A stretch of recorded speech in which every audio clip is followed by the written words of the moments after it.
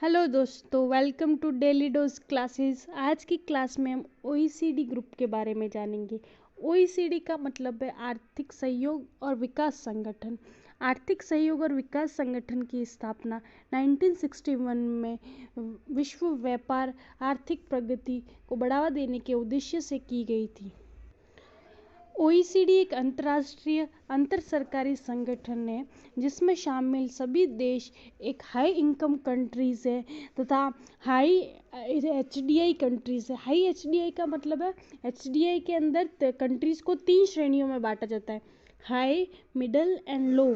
जो ओईसीडी में जितनी भी कंट्रीज शामिल है वो सभी हाई एचडीआई कंट्रीज शामिल है और सभी की इनकम भी बहुत ज़्यादा है, मतलब स्टैंडर्ड ऑफ लाइफ भी इन कंट्रीज़ का बहुत ज़्यादा है तथा ये कंट्रीज़ लोकतांत्रिक कंट्रीज़ भी और मुक्त व्यापार को बढ़ावा तथा उनका समर्थन करने वाली कंट्रीज शामिल है।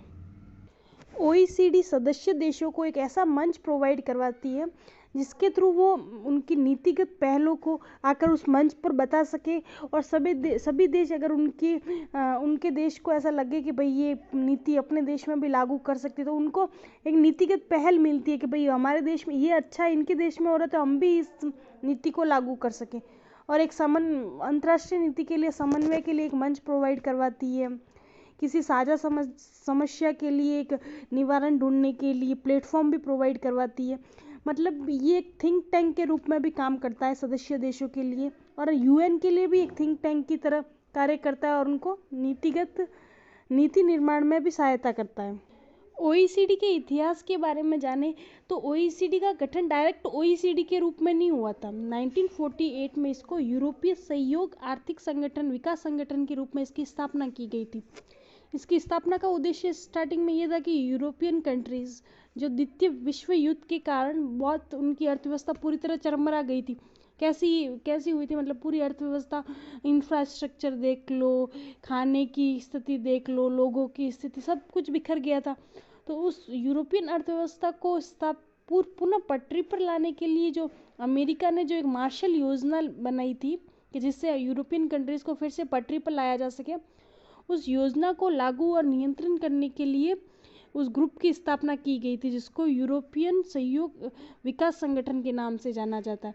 और 1961 में इसका नाम बदल के ओईसीडी कर दिया और इसमें अमेरिका है, कनाडा, जापान जैसे देश भी इसमें सम्मिलित हुए।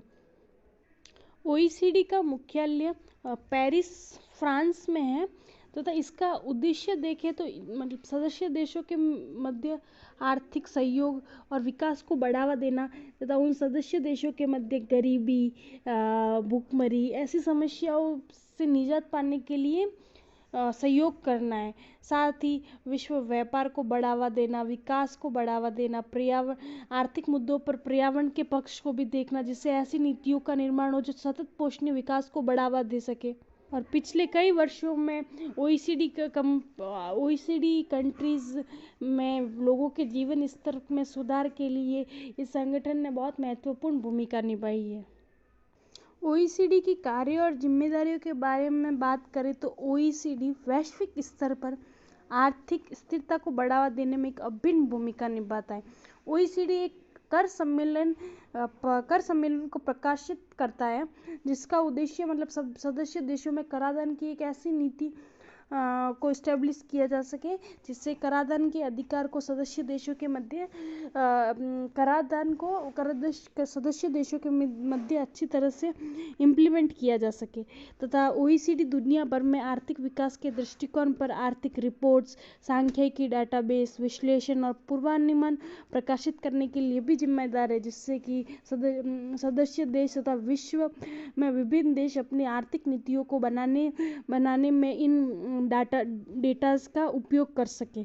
समूह आर्थिक विकास के मुद्दों पर सामाजिक मुद्दों का, जैसे कोई भी सामाजिक मुद्दा, ऐसा तो कोई भी सामाजिक मुद्दा नहीं होता है जिसका आर्थिक राजनीतिक चीज़ों पे प्रभाव नहीं पड़ता, तो ये उसका विश्लेषण करता है कि किस प्रकार आर्थिक मुद्दों सामाजिक और राजनीतिक चीज़ों से प्रभावित होते हैं और पर्यावरणीय चिंताओं पर भी अपना ध्यान लोगों का और अपना सदस्य देशों का ध्यान आकर्षित करता है।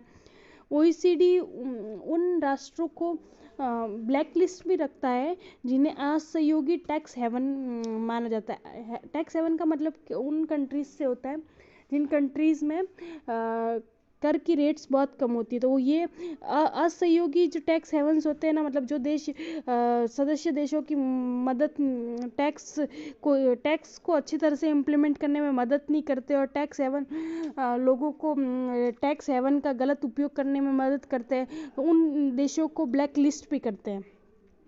OECD का महत्व देखें तो इन्होंने सदस्य देशों में तथा विश्व भर में आर्थिक विकास को सुनिश्चित करने में बहुत महत्वपूर्ण भूमिका निभाई है, तथा अपने सदस्य देशों के अनुभवों को साझा करके देशों को आर्थिक विकास के लिए किन नीतियों पर चलना चाहिए उसके लिए एक खाका भी लोगों को बताया है, तथा उनको और समस्याओं के एक मतलब इक्वल समस्याओं को जो सभी देशों को सामना करना पड़ता है, उस समस्याओं के समाधान तलाशने का भी प्रयास कर रहा है। धन्यवाद।